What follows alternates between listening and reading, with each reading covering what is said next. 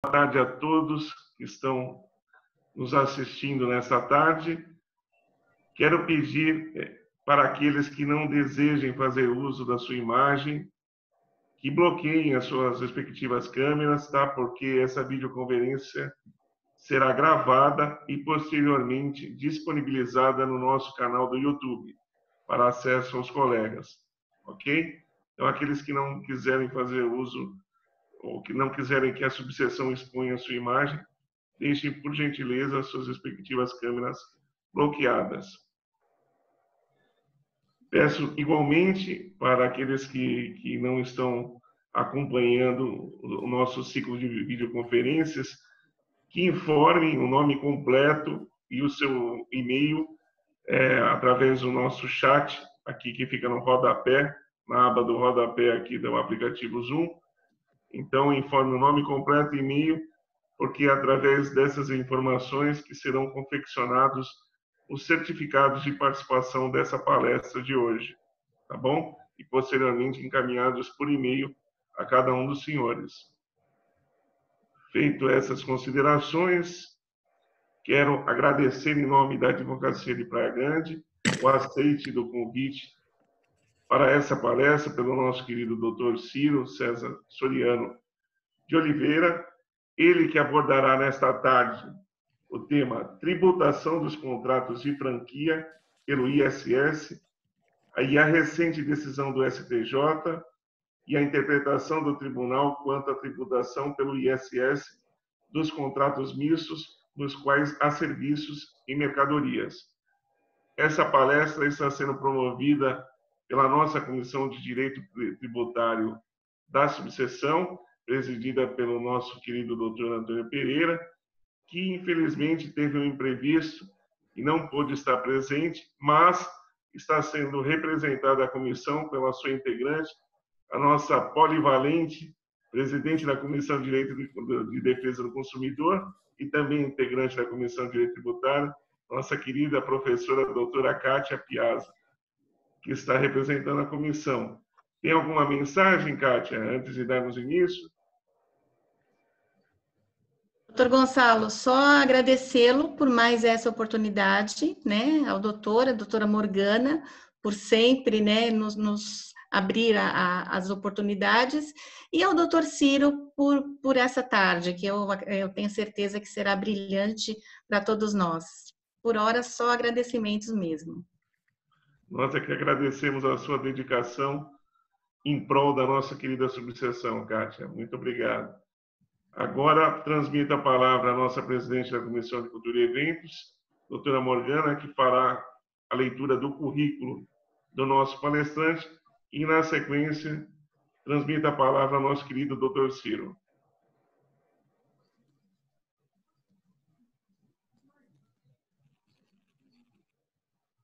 Morgana? Peraí. Boa tarde. Expositor, Dr. Ciro César Soriano de Oliveira. Eu vou ler o resumo do currículo do Dr. Ciro.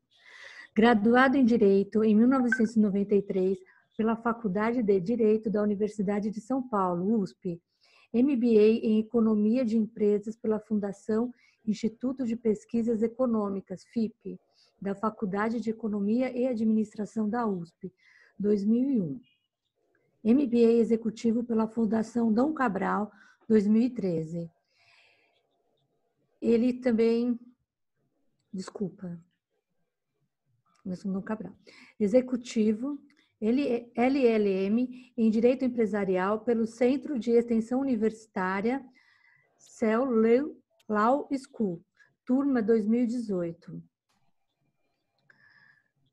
Também inscrito na Ordem dos Advogados do Brasil, Seção São Paulo, membro efetivo da Comissão Especial de Direito Tributário da OAB, Seção de São Paulo para o triênio 2016-2018, Instituto Brasileiro de Direito Tributário, IBDT, membro do Comitê Técnico de Tributos do Instituto Brasileiro dos Executivos de Finanças, IBEF, tem atuado com direito tributário há quase 3 décadas, desde 1992, com prática em consultoria e contencioso fiscal, relacionado aos tributos federais, estaduais e municipais. Devolvo a palavra ao meu presidente, doutor Gonçalo. Depois da leitura desse vasto currículo, é uma honra receber o doutor Ciro, ainda que de forma virtual, em nossa subseção. Uma palavra, doutor Ciro. Obrigado, doutor Gonçalo. Eu quero agradecer a oportunidade que a subseção da Praia Grande está me dando de trazer esse tema, trocar ideia com vocês. Então, agradeço a subseção na pessoa do doutor Gonçalo, a doutora Morgana, a doutora Kátia Piazza também, que está representando a presidência da Comissão de Direito Tributário e quem me trouxe o convite e me aproximou a subseção da Praia Grande, né? O currículo parece bastante coisa, mas toda hora em direito tributário a gente está vendo que precisa estudar tudo de novo, né? E esse tema do ISS sobre os contratos de franquia, ele é um tema que nos traz, depois de tantas décadas de cobrança do ISS, uma discussão que não é nova e que parece estar recebendo um novo tratamento, um novo paradigma com essa decisão, né? Não é somente a questão da tributação dos contratos de franquia, mas também a questão de tributação dos vários serviços pelo ISS, né? E que questionamentos e paradigmas que esse precedente nos traz. Ele não é um caso isolado nas últimas 3 semanas, por assim dizer, né? Há um outro que eu vou trazer para comentários depois de tratar desse, que é a nossa agenda, que também é bastante importante, que foi cujo julgamento terminou no plenário virtual na última sexta-feira. O acordo ainda não foi publicado, mas os votos estão disponíveis no plenário virtual. A questão do ISS sobre os contratos de franquia, ele está tratada, ela foi julgada nesse recurso extraordinário no 603-136 do Rio de Janeiro, na relatoria do Gilmar Mendes, né? E nós temos uma definição, uma questão que ela permitiu a tributação da incidência do ICMS, do ISS sobre os contratos de franquia, né? E um particular que é o que talvez nos traga alguma discussão, que é esse ponto, é uma reafirmação da jurisprudência do Supremo. Essa aqui é a ementa, né, do julgado, né?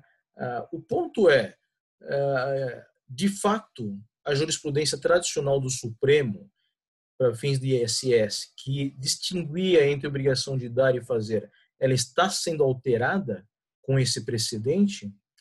É isso que está sendo discutido, é o que está em jogo com essa decisão do Supremo, né? O Supremo, ele nesse precedente, ele partiu, está analisando os artigos 153 da Constituição Federal, né? Ele foca particularmente nesses 2 trechos, que é serviços de qualquer natureza, definidos em lei complementar, né? Esses, por assim dizer, são os limitadores da discussão no âmbito constitucional, para descobrir se e definir, porque o Supremo define, ele que fixa a interpretação da Constituição, definir se os itens, o item 17.8 da Lei Complementar 116 é ou não constitucional, né? O voto do Gilmar Mendes, ele está estruturado nesses tópicos, ele discute aqui qual é o conceito de serviço na Constituição, o que a jurisprudência do Supremo tratou sobre o assunto, né, e aplica sobre os contratos de franquia. Tá? Aplica essas suas conclusões, os seus precedentes anteriores, essa análise dos precedentes anteriores sobre o contrato de franquia. Né?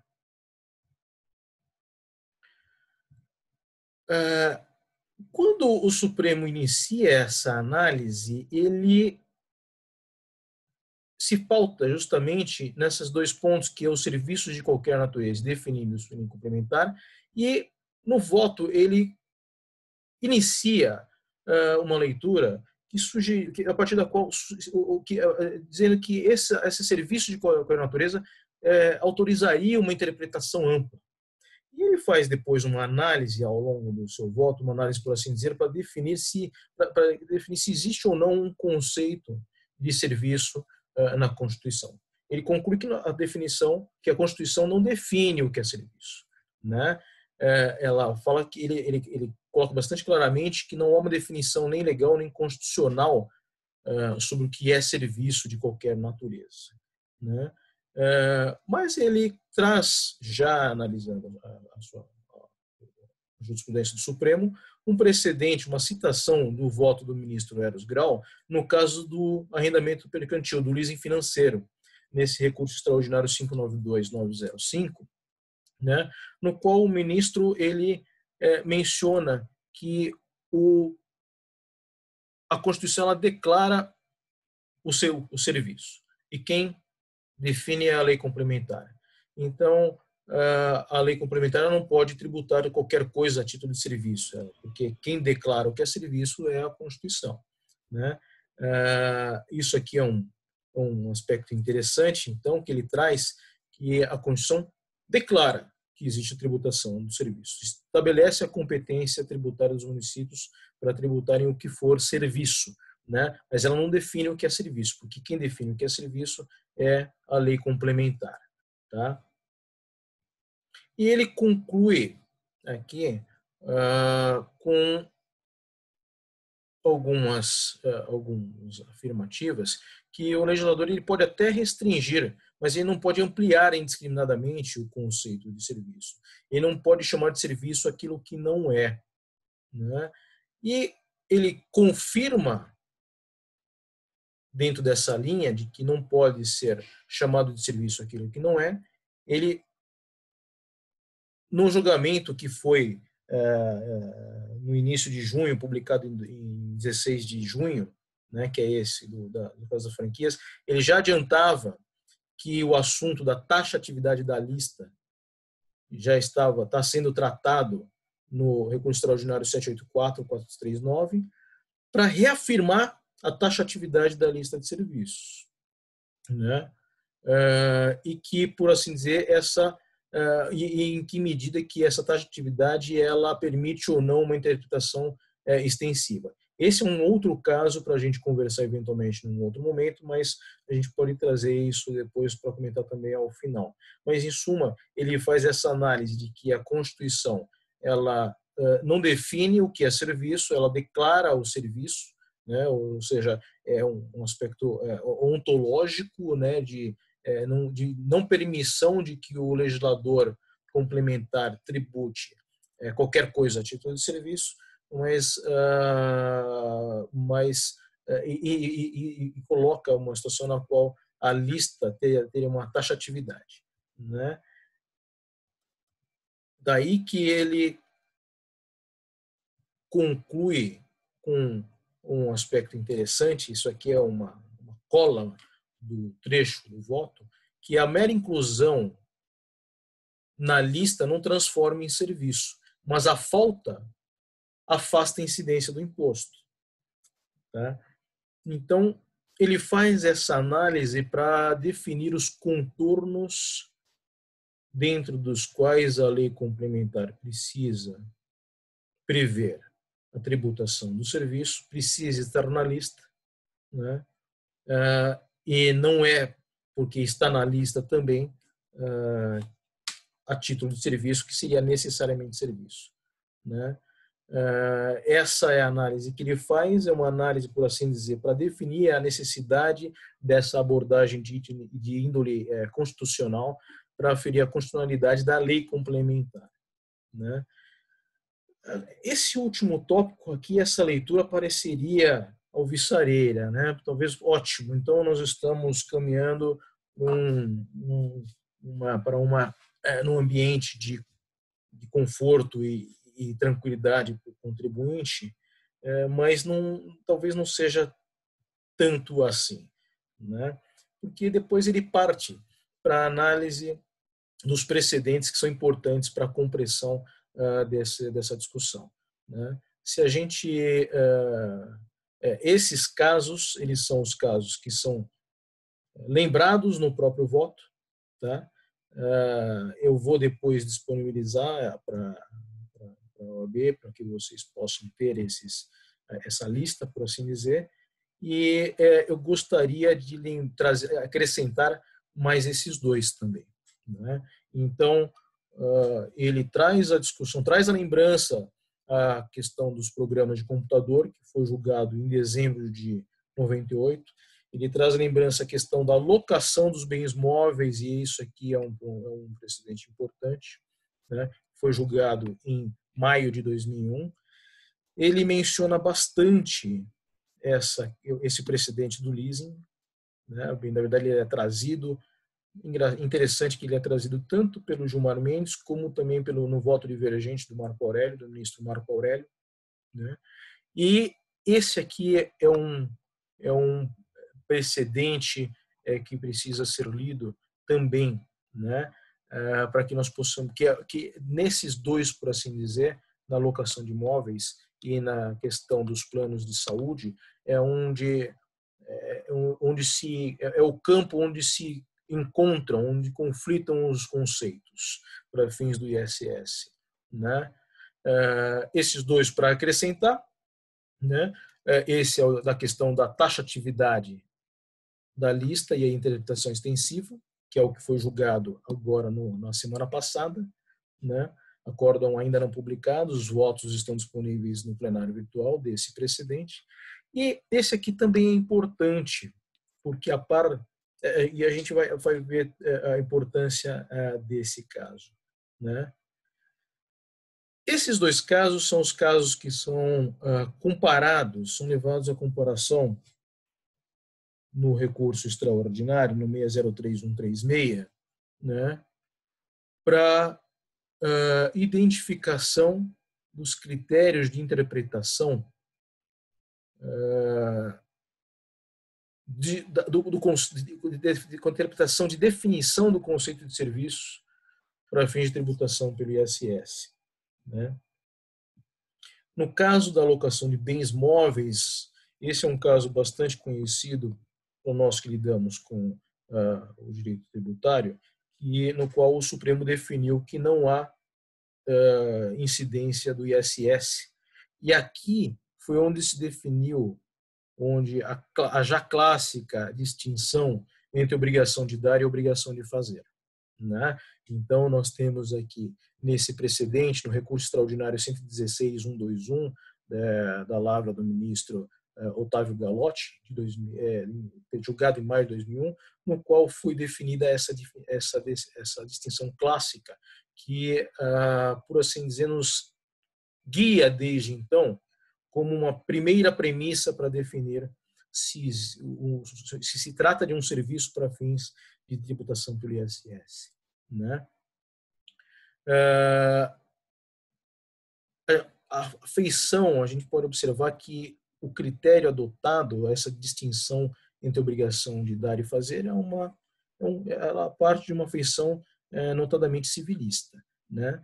O que não é incomum para nós que lidamos com o tributário, na medida em que se nós nos lembrarmos da aplicação do artigo 109 e do 110 do Código Tributário, né?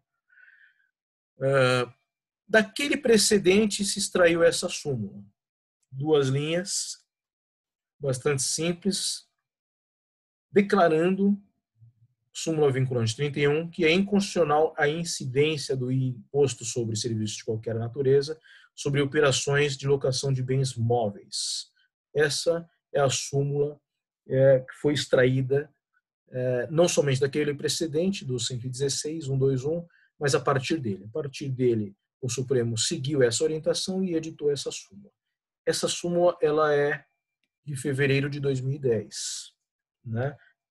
Só para nós lembrarmos, esse primeiro julgado ele foi de 2001. 9 anos depois, então, foi quando foi editada a súmula 31, né? Esse traço cronológico eu trago de forma proposital, porque a jurisprudência do Supremo, ela não caminhava de uma forma tão simples, porque ela não se contentava, por assim dizer, não se dava por satisfeita com a identificação da locação. Ela, na aplicação nos diversos casos, ela vinha tratando que o ISS ele não incide quando houver uma alocação pura, né? E nos casos em que havia a concomitância da locação com algum outro serviço, continuava assim alguma discussão nos casos específicos, nos casos isolados, sobre se havia ou não o ISS.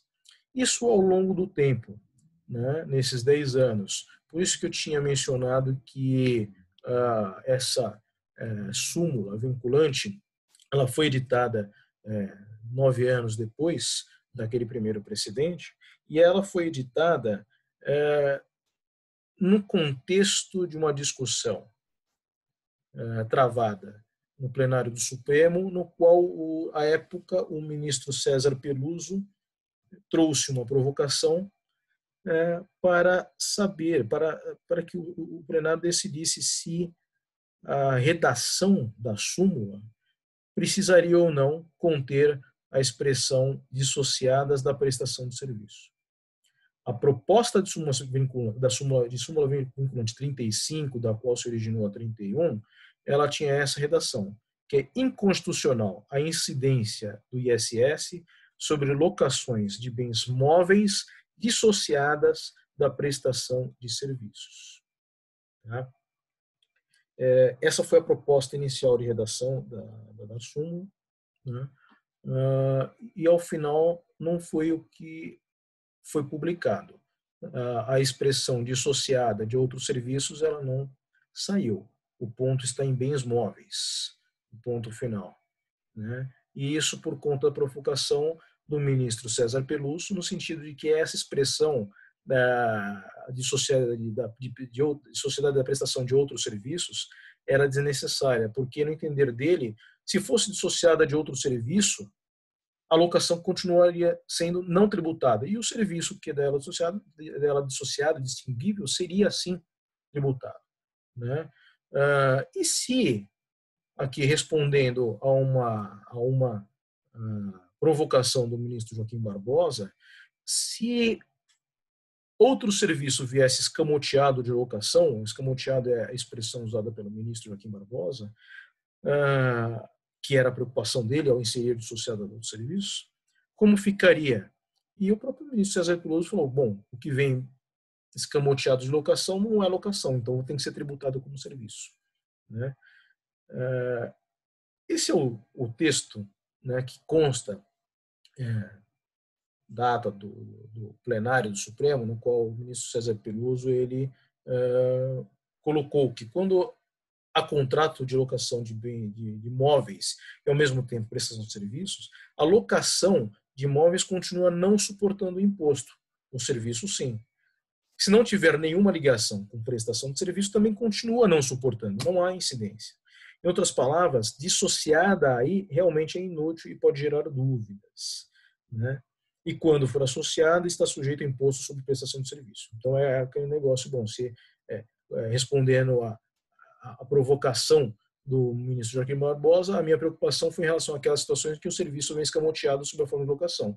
Então, nesses casos, a prestação é típica e é tributável. Não é locação como tal, né? Esse mesmo assunto ele veio sendo ainda discutido ao longo do tempo, e em setembro de 2010, né, no tema 212, repercussão geral, o relator também foi o ministro Gilmar Mendes, né, o Supremo definiu em repercussão geral o que em princípio talvez fosse desnecessário, porque já estava definido na súmula vinculante 31, né, que é inconstitucional a cobrança do ISS, a incidência do ISS sobre locação de bens móveis dissociada da prestação de serviços.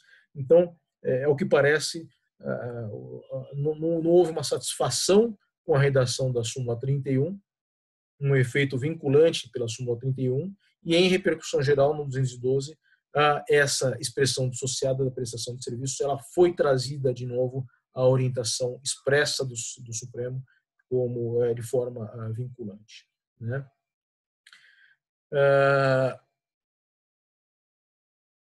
Como eu tinha comentado com vocês, esse caso da franquia, nesse caso da franquia, o Supremo ele contrapõe os dois precedentes, da locação de bens móveis, que é o que nós comentamos agora, do qual foram geradas as orientações da súmula vinculante 31 e do tema de repercussão geral 212, e o outro que foi contraposto é as atividades realizadas pelos operadores de plano de saúde, no recurso extraordinário 651703, da palavra do ministro Fux, e isso é de 2017.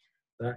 À época, esse precedente também gerou bastante discussão, né, por conta de que ali, na questão dos planos de saúde, foi, por assim dizer, relativizada ou superada ou não foi adotada expressamente essa feição civilista de serviço. Tá? E ali o ministro Fux ele definiu o serviço não a partir de uma distinção entre o que é obrigação de dar e obrigação de fazer, mas ele interpretou o serviço a partir como se fosse como algo como sendo um oferecimento de uma utilidade para outrem a partir de um conjunto de atividades imateriais prestados com habitualidade e a questão e intuito de lucro, né? Nesse ponto, né, que foi o tema 581, né, foi também trazido a discussão, aquela questão do leasing, a discussão do leasing, mas para esse caso específico, ali o Gilmar Mendes também fez a sua ressalva, no sentido de que as atividades realizadas com as operadoras de plano de saúde elas foram consideradas de natureza mista, ou seja, englobam o dar e fazer. Mas não se pode afirmar que tenha havido uma superação total do entendimento e que o ISS incide apenas sobre obrigações de fazer e não sobre obrigações de dar. Ou seja, aqui, na discussão do tema 581, que foi o caso das prestadoras de serviços do plano de saúde, das operadoras de plano de saúde, continua ainda a discussão sobre, deixamos a distinção tradicional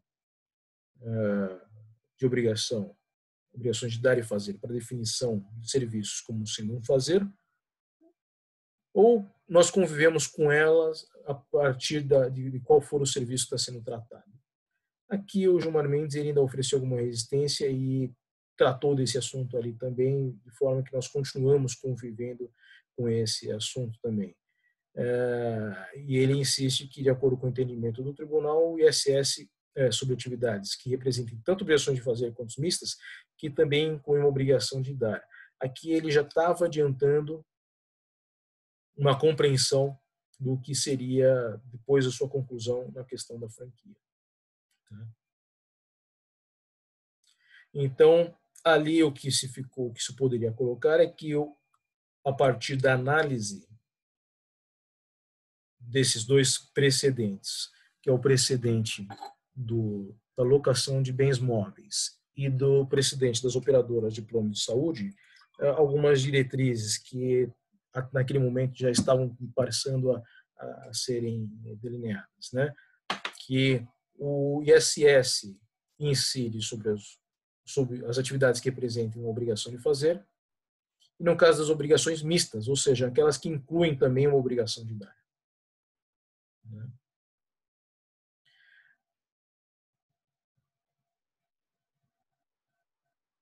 Aqui, voltando nesse ponto, acho que vai ser interessante a gente fixar essas duas ideias, porque isso aqui vem tratado de uma forma bastante clara quando o Supremo julgou agora os contratos de franquia como prestação de serviços, né?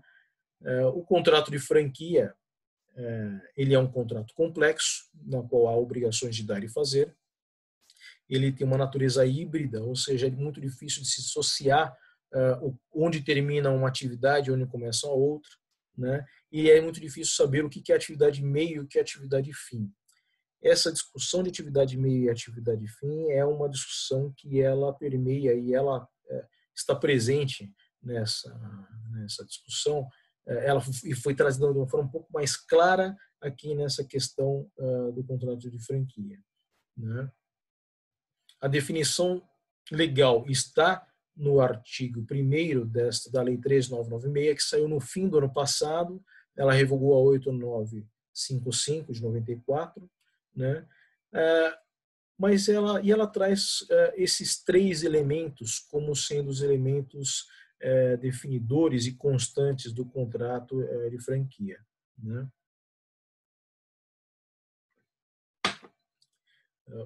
Um contrato no qual o franqueado usa a marca, ele é licenciado a usar a marca e objetos de propriedade intelectual, né? Ele está sempre associado ao direito de produção ou distribuição exclusiva ou não exclusiva de produtos, né? E também ao direito de uso de métodos e sistemas de implantação e administração de negócio ou sistema operacional desenvolvido ou detido pelo franqueador. Esses 3 itens, eles são itens que são constantes da definição legal, tá? Eu nada mais fiz do que colocar vírgulas, pontos e vírgulas nesses 3 itens que estão na lei, né? No artigo 1º da Lei 13.966, tá?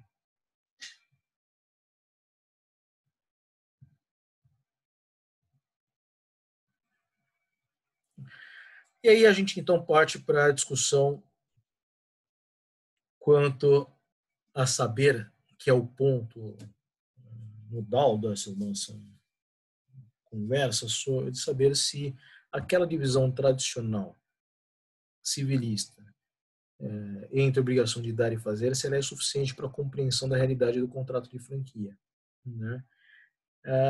E o acórdão, ele traz uma ponderação que mesmo entre os civilistas essa divisão não é tão estanque, né? Ela cita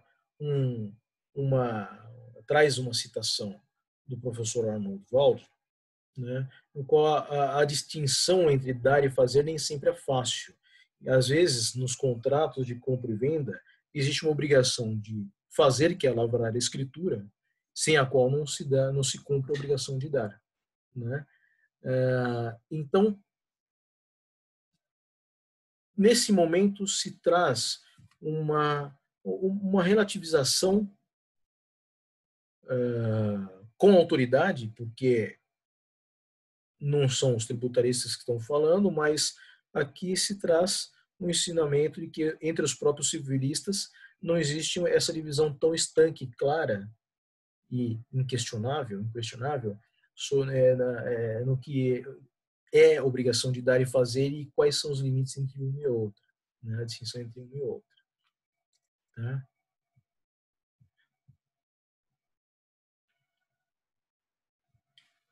Então, serviço por... E aqui é uma conclusão interessante. Eu, às vezes, brinco com meus colegas e com o nosso pessoal que muito em tributário está sendo reescrito. E muitas vezes é interessante estudar nos clássicos, né? Porque eu lembro dos ensinamentos do clássico Bernardo Ribeiro de Moraes, e ele volta a ser importante ser lido de novo, né? Quando fala do serviço como utilidade. Isso foi trazido pelo Fuchs, no caso dos operadores de serviço, e a questão do serviço como aplicação de esforço humano para gerar utilidade em favor de outro, né? Isso aqui eu acho que é um ponto interessante para a gente ter em mente, porque aqui a gente percebe que não existe nenhuma feição estritamente civilista, né? Que não se restringe a uma mera obrigação de dar e fazer, né? Então, está se superando ou trazendo mais um elemento, digamos assim, para a compreensão dos casos em que não se sabe claramente se o que existe é uma obrigação de dar ou fazer, e se fosse de dar não haveria imposto, só haveria somente de fazer, e à vista de uma determinada realidade, né, se à vista da realidade, qual é o novo critério, então, ou qual o critério adicional que se tem para saber se estamos em face de um serviço tributário. Uma utilidade gerada em favor de outra. Né? Aqui, de novo, esses dois precedentes do leasing e do plano de saúde, eles teriam, por assim dizer, superado essa discussão já desde lá de trás, não fosse o tipo de serviço que nós estamos falando.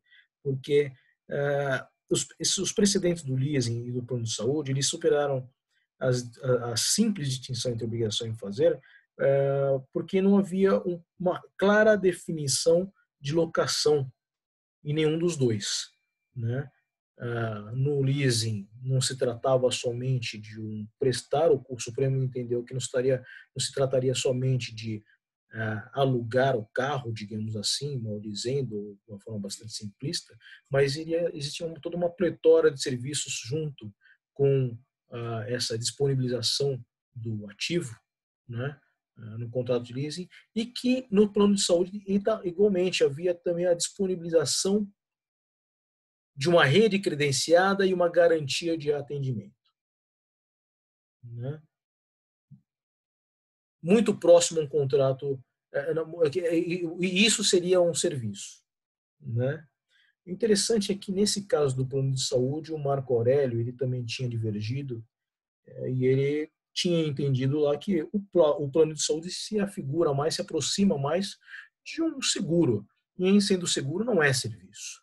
Né? O contrato de seguro ele é dissociado no Código Civil do contrato de serviço.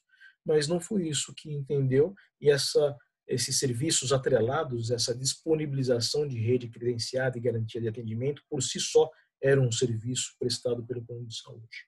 Né? E nenhum dos dois, nem no caso do leasing financeiro e dos planos de saúde, ou foi suficiente que se conseguia identificar que existia uma alocação de bens, de forma a afastar a tributação pelo ISS. E esses dois precedentes são aqueles que, por assim dizer, trataram da questão, mas naquele momento ainda não tinham sido suficientes para dizer que lá já estava sendo superada a premissa civilista. E porque os serviços analisados dos planos de saúde e de leasing não tinham propriamente uma feição na qual se podia fazer essa distinção. Eles tinham alguma coisa a mais, eles geravam uma utilidade em favor de outra. Né? Tá?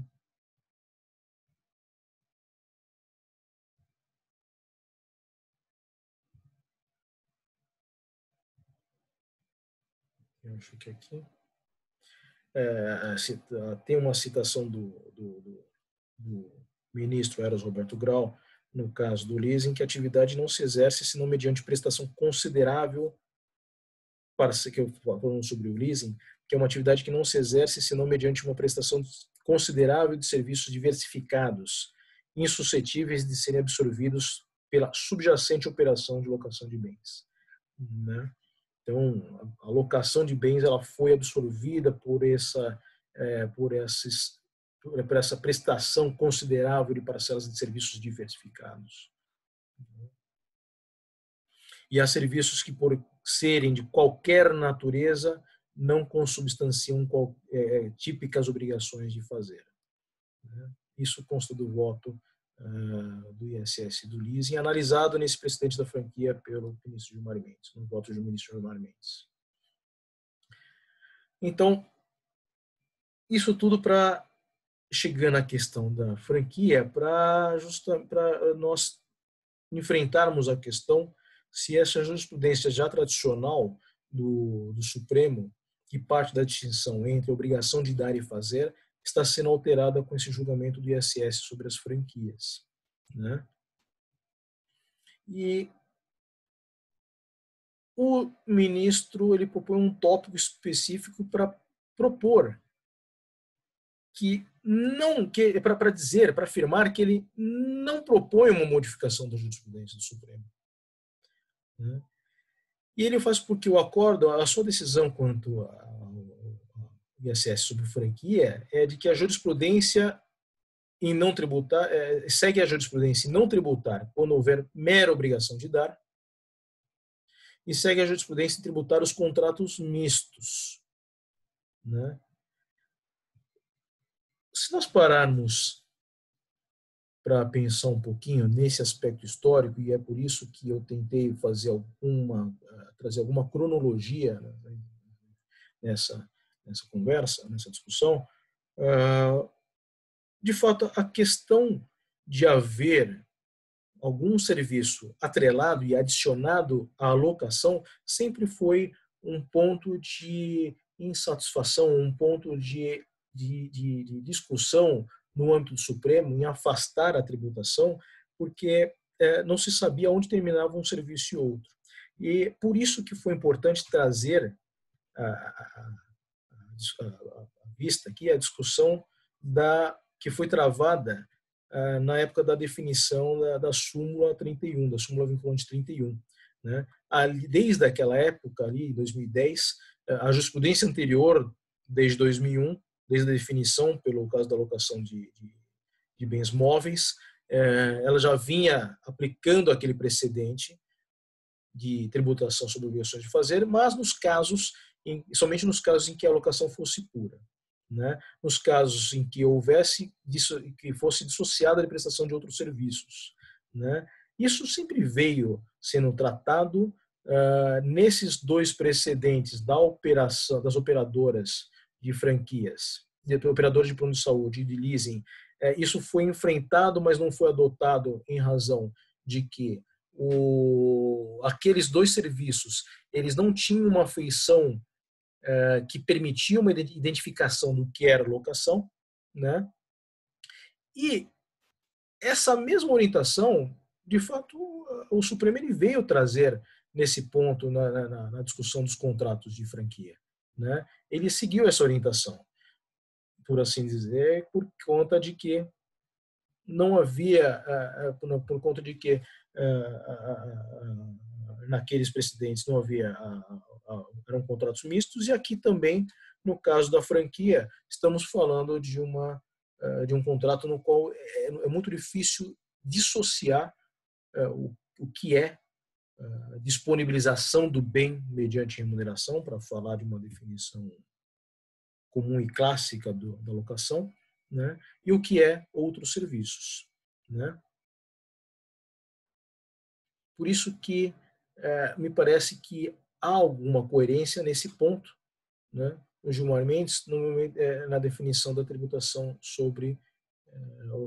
pelo ISS dos contratos de franquia. Né? Ele segue a súmula 31, na parte em que não há outros serviços, e na parte em que há outros serviços, ele afirma pela tributação. Foi a súmulas 31 e o tema de repercussão geral 212.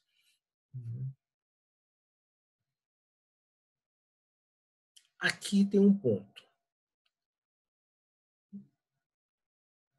E aqui é interessante que a gente já se antecipe e traz, porque aqui ele volta à discussão que houve na plenária da definição da súmula 31. Porque ali, quando o ministro Peluso propôs que se retirasse a expressão dissociada de outros serviços, de outras atividades, ele falou, bom, o que é servir, quando é dissociado e é claramente dissociável, é tributável somente o serviço e a locação não é. Né? O ministro Joaquim Barbosa replicou, mas o meu receio são as situações em que tente se vestir de locação o que na verdade é serviço. E aí o ministro César Peluso falou, bom, nesse caso não vai ser locação, vai ser serviço. É uma questão, por assim dizer, que muitas vezes poderia se dizer de fato, a ser analisada no caso concreto, né? para afastar as manipulações de margem, de forma que se tribute ou não se tribute uma determinada parcela, né? Então, enquanto havia pelo Supremo uma definição de qual era o critério, a eventual elisão ou evasão que fosse, poderia ser analisada no caso concreto, né? Não, nesse ponto não foi a orientação seguida agora pelo Supremo, né? Enquanto lá o ministro Peluso ele falou que não, se identificaria o que é uma coisa e o que é outra, aqui o Supremo falou que, bom, a dissociação ela não faz parte da natureza do contrato de franquia. O contrato de franquia, que tem aqueles 3 elementos, é uma coisa só, né? Dissociá-lo desnaturaria o contrato de franquia, né? E aqui é uma questão que permeia essa preocupação do Supremo, que é não permitir manipulações de margem. Bom, se nós estivéssemos em face de uma atividade, de um contrato, que tem lá uma alocação de bens móveis atrelada a um serviço, que parcela do preço diz respeito a cada um deles, entendeu? É claro que sabendo que a alocação a alocação ela não está sujeita ao imposto, maior margem talvez fosse mais interessante alocar maior margem à alocação, né? E a menor o que é considerado serviço, né? Bom, mas que critério para definir isso? Dependeria muito de caso a caso, contrato, uma análise de custo, não existiria necessariamente um critério legal para definir qual é a alocação correta, né? Aqui o Supremo partiu para uma nova determinação, entendeu? A dissociação ela permitiria uma manipulação de margem, né? Então não se permite a dissociação, né? Por assim dizer, então o Supremo ele foi coerente em manter essas 2 regras, né? Ou seja, não tributa se for pura alocação. Quando houver a obrigação de dar atrelada a mais alguma coisa, o Supremo não está mais discutindo, não quer mais saber o que é uma coisa e o que é outra. Tudo vai ser tributado, né? É essa a diretriz que passou a ser dada a partir de agora, né? Marco Aurélio apresentou um voto divergente nesse ponto. O voto divergente dele, ele continua, ele confirma, ele afirma a compreensão dele de que sempre haverá apenas imposto quando houver uma obrigação de fazer, do qual provém a utilidade, né? Mas ele insiste na questão civilista.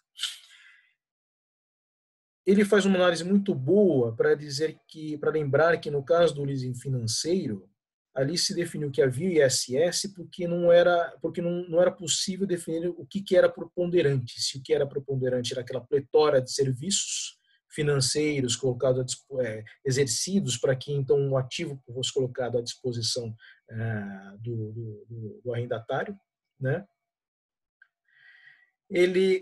A mesma coisa, a mesma orientação ele trouxe do precedente dos planos de saúde, né? E ali fala, bom, mas ali eu fui vencido, mas ali aquele contrato ele parecia mais um contrato de seguro do que uma prestação de serviço, e contrato de seguro não é contrato de serviço, né? Ele afirmou novamente que seria necessário identificar qual é a preponderância de negócios jurídicos que compõem o contrato, né? Ele cita o Carlos Veloso, sempre bom ler o Carlos Veloso, para afirmar que não cabe cessionar o contrato para separar. Ele cita o Carlos Veloso num artigo publicado do ministro Carlos Veloso, na época já não mais ministro, contra a tributação dos contratos de franquia, e ele o faz nesse artigo do ministro Carlos Veloso, justamente por um viés mais que dá uma garantia melhor ao contribuinte, porque ele fala que se eu não consigo identificar qual é a atividade preponderante, então não é possível tributar, né? É justamente uma premissa contrária à que foi adotada agora, né? Na qual não é necessário, não é possível dissociar entre as atividades meio e fim, né? E tributar somente pelo ISS o que for preponderantemente serviço, né? E é uma questão interessante que descabe tomar a parte pelo todo, ou seja, dividir o contrato, seccionar o contrato para identificar o que é serviço, que talvez fosse uma parte menor, e por conta dessa parte menor, tributar todo o contrato, né? Essa foi a participação do ministro Marco Aurélio, ele foi um voto divergente, né? Mas a orientação que vingou agora, então, com esse presidente da franquia, é que os contratos mistos, eles passam a ser tributados sem possibilidade de dissociação entre as partes que o compõem. Ok? Então, é esse o ponto, o ponto de discussão que eu queria trazer para vocês. E aberto, então, a eventuais comentários e perguntas e críticas. Eu espero que vocês tenham gostado e que eu tenha sido claro com relação a esse assunto. Obrigado, doutor Gonçalo. Nós que agradecemos, doutor Ciro. Muito obrigado pela exposição, brilhante, por sinal. Acabou transmitindo com rara felicidade aí o entendimento jurisprudencial no STF acerca da matéria, né? E creio que esclareceu a todos nós os pontos de incidência do ISS no contrato de franquia, né? Aqueles que gostariam de fazer alguma indagação ao doutor Ciro, aproveitar o seu conhecimento, peço que levantem a mão ali na aba participantes, né? Utilize a ferramenta Raise Hand ou levante a mão, se já tiver traduzido, para que a gente possa observar a ordem de preferência ali em certo.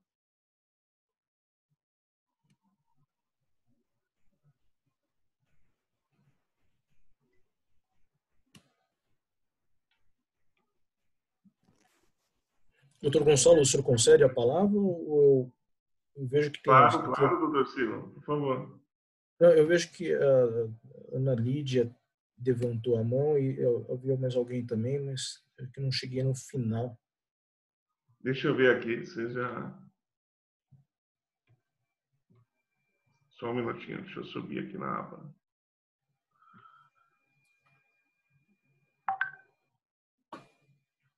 Eu acho que levantaram, não está aparecendo aqui no meu. Quem foi que levantou, doutor Ciro? Ana Lídia, o Gonçalo, ela tinha levantado no começo a mão. Então pode liberar o microfone dela, Adri. Oi, não, desculpa, gente, é só porque eu fui realmente mexer num quadradinho e eu levantei, mas não tenho dúvidas, a palestra foi maravilhosa. Obrigado pela participação, doutora.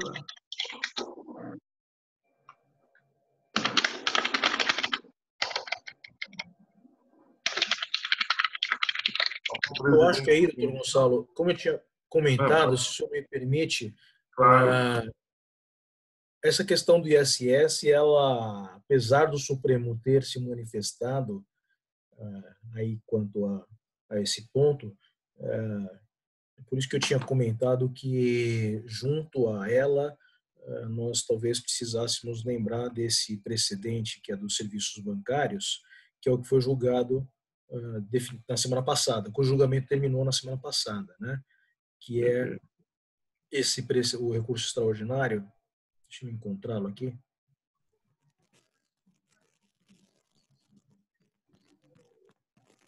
Tá aqui. É o recurso extraordinário 784.439, né?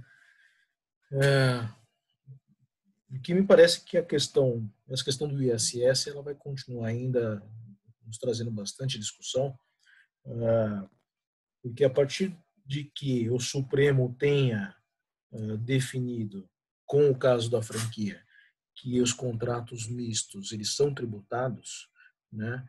Porque não é possível dissociar o que é a obrigação de fazer e o que é a obrigação de dar, e por conta de que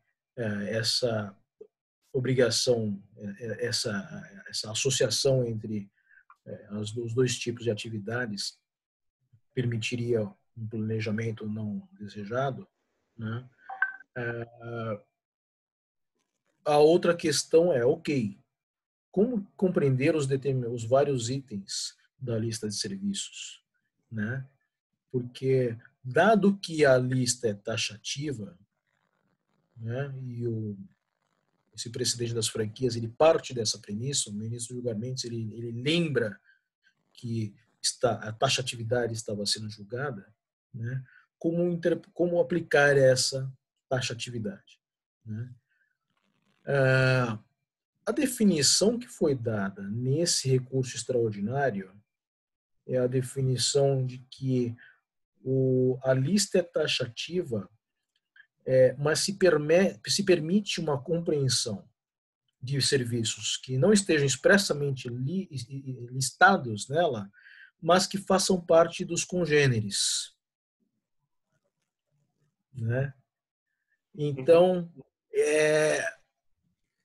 mas afinal de contas, como é que eu interpreto se o congênere faz parte ou não faz parte? Não é uma lista tão taxativa assim, né?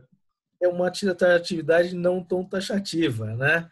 Não, mas é taxativo, mas não é literal. Aí a gente começa com critérios de interpretação e a gente continua com as várias discussões. Ou seja, o Supremo ele definiu, mas a gente não tem ainda uma paz tributária na definição do que é passível de ser tributado pelo ISS, né? Eu comecei ontem, eu falei, bom, mas deixa eu começar a separar, aí eu parei, porque eu precisava terminar de montar a transparência, porque o número de itens nos quais se encontra e congêneres, né? A gente encontra congêneres desde do tópico, como também em cada um dos subitens. Então, locação, tem o item 3, que é a locação, lá já fala locação e congêneres. Então, qualquer um dos subitens já não vai, já vai ser tributado, né?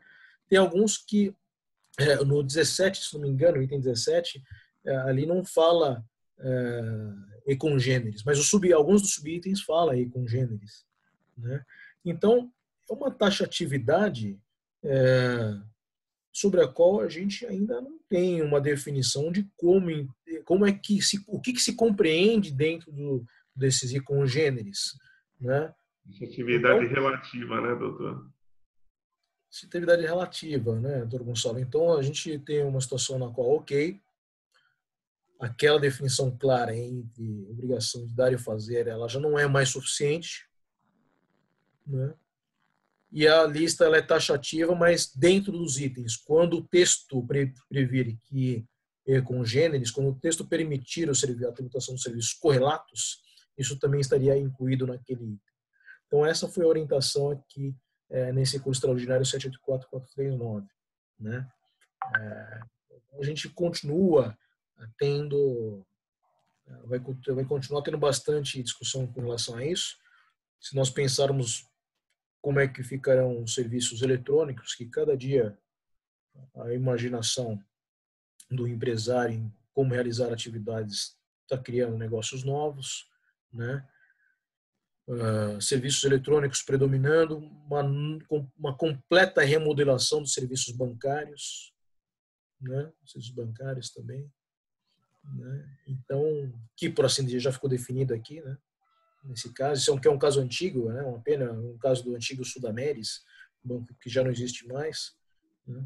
Então, me parece, doutor Gonçalo, que nós tivemos essas definições, mas não me parece que essas definições do Supremo, no caso das franquias e nesse precedente julgado a semana passada, já nos darão uma completa base tributária no que diz respeito ao ISS, né? Eu acredito que seja de forma proposital, viu, doutor Ciro? Parece que sempre, ao invés de propiciar uma segurança jurídica, né, aos empresários, ao país, parece que sempre deixam uma margem para uma interpretação para que determinados casos possam ser reanalisados, né, sob outra ótica, e, enfim. Isso gera insegurança, os empresários não sabem como se posicionar, acabam nos contratando e a gente também não conseguindo transmitir uma certa segurança, né, no pleito jurisdicional realizado perante a justiça. Enfim, acho que esses posicionamentos acabam não contribuindo. Se estabelece congêneres ali, deveriam pelo menos balizar o que seria esses congêneres para talvez deixar mais fechado essa interpretação. Bom, essa é uma avaliação minha, né? Não sei se estou correto, não sou tributarista, mas... A certeza da correção nenhum de nós tem, né? Só o Supremo dá a certeza da correção para os casos diversos, né? O que me preocupa um pouquinho mais, doutor Gonçalo, é algumas expressões ao longo desses precedentes nos quais os ministros incluem nos seus votos, de forma textual, uma preocupação com a já combalida finanças dos estados e dos municípios. Entendi. Né? Aí, atrelado à discussão estritamente jurídica, essa expressão é uma expressão que contribui um pouquinho para a insegurança, né? Porque, na minha humilde compreensão, é ruim de constar num acórdão uma preocupação com a arrecadação, se o direito tributário é justamente o balizamento de regras para se limitar o que pode e o que não pode ser arrecadado, né? Então, definir em função disso é complicado. E a outra preocupação está expressa no que foi decidido aqui, né, no 784, é que aqui no 784, pelo texto que está disponível lá no plenário virtual, ainda não é o acórdão publicado, mas está ali mencionado que, ressalvada a aplicação, que a aplicação é taxativa, sendo possível a inclusão dos congêneres, né, e a inclusão de outros serviços não expressamente identificados dentre os congêneres, ressalvada a aplicação do artigo 116, né, o que é, de novo, uma preocupação com o planejamento tributário, né?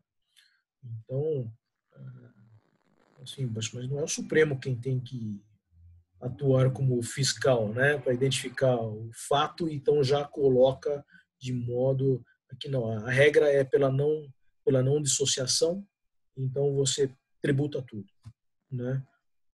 Tributa tudo, que é para que você não faça planejamento, e aqui a gente também precisa se preocupar com as combalidas finanças dos estados e municípios. Então, mas a regra fiscal permitiria outra interpretação, mas não é isso que vingou.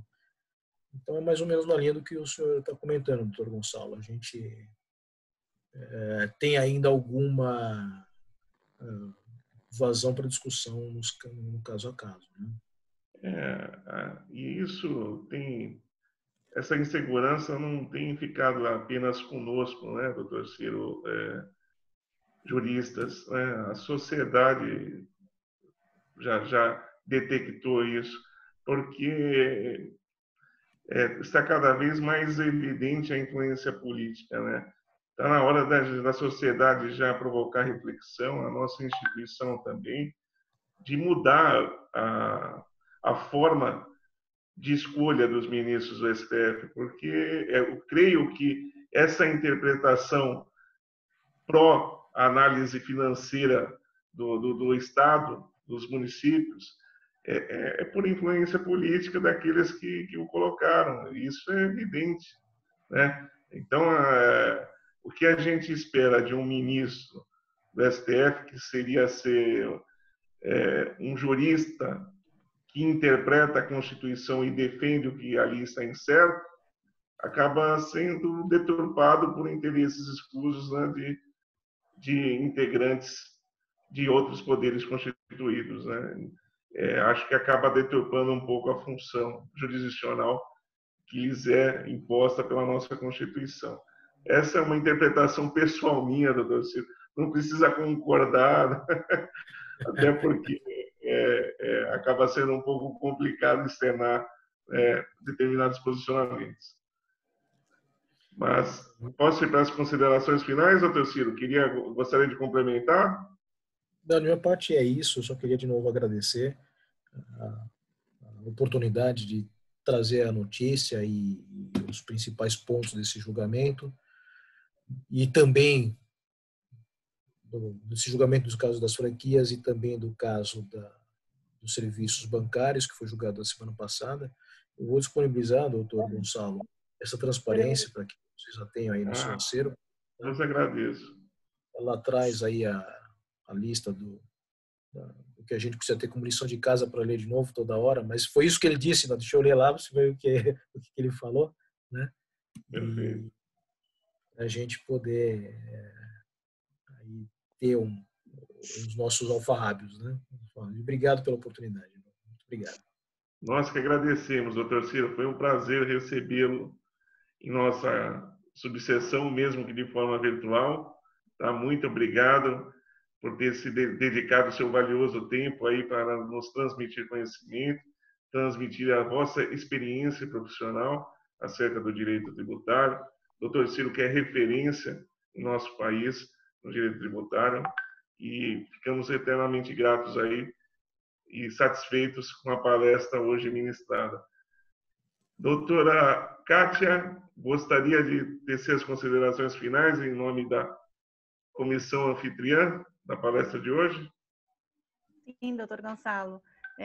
Extremamente grata, né, por essa aula, Ciro, que nos proporcionou a todos essa explanação de um tema tão instigante e sem um desfecho, né, que gostaríamos. Então, já peço licença ao doutor Gonçalo para fazer um convite, né, ao doutor Ciro para que volte a nos prestigiar com o seu saber, né, a sua explanação, para que, quem sabe, numa próxima, né, nós possamos ter uma definição sobre o tema.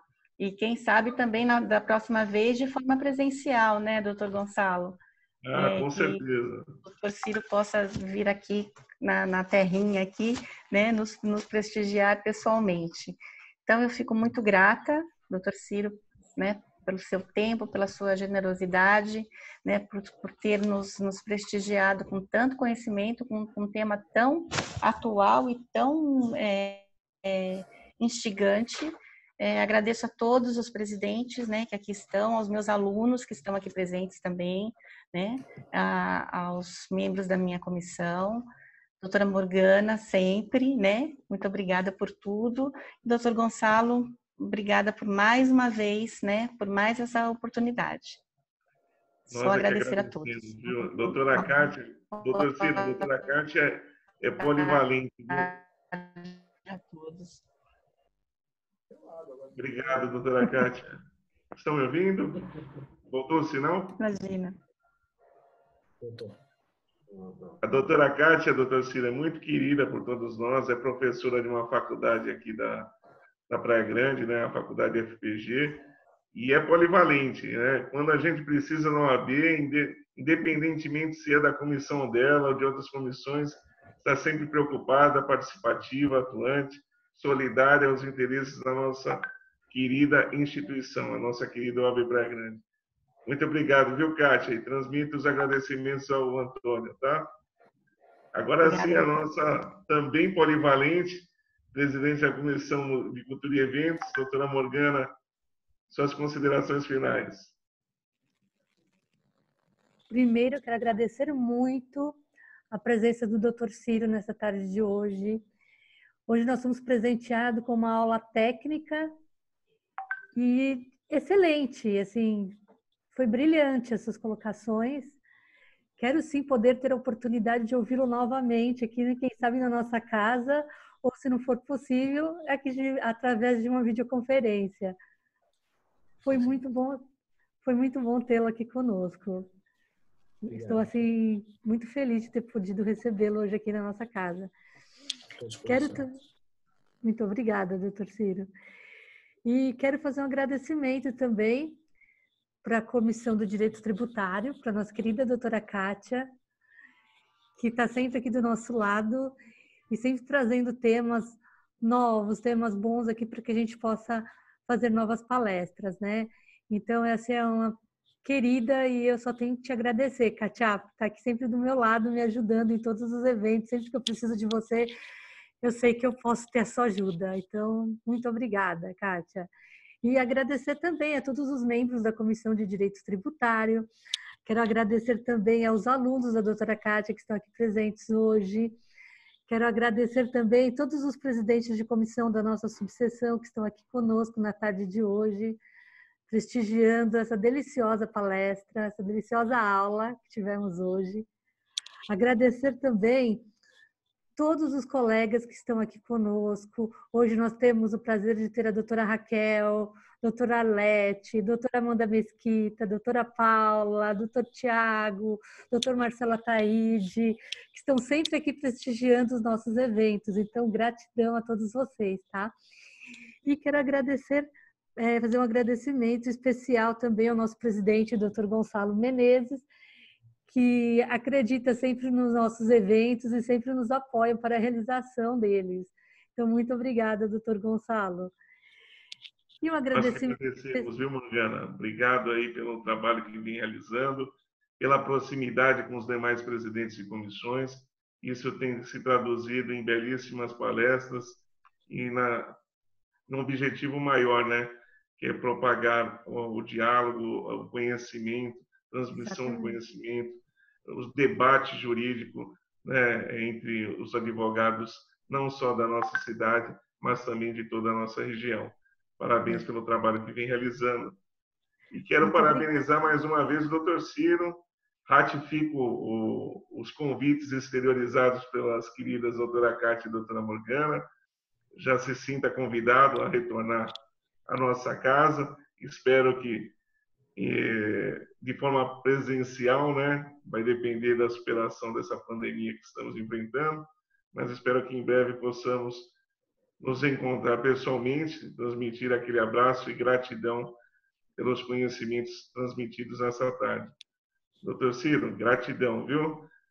Quero igualmente parabenizar os presidentes e comissões por estarem sempre prestigiando os eventos realizados pela nossa subseção, apoiando uns aos outros. Esse é o espírito que iniciamos a nossa gestão, uns apoiando os outros, né? Independente de interesses pessoais, de projeções futuras, pensando sempre antes em nossa instituição, né? Até porque período eleitoral só teremos na nossa OAB no ano que vem.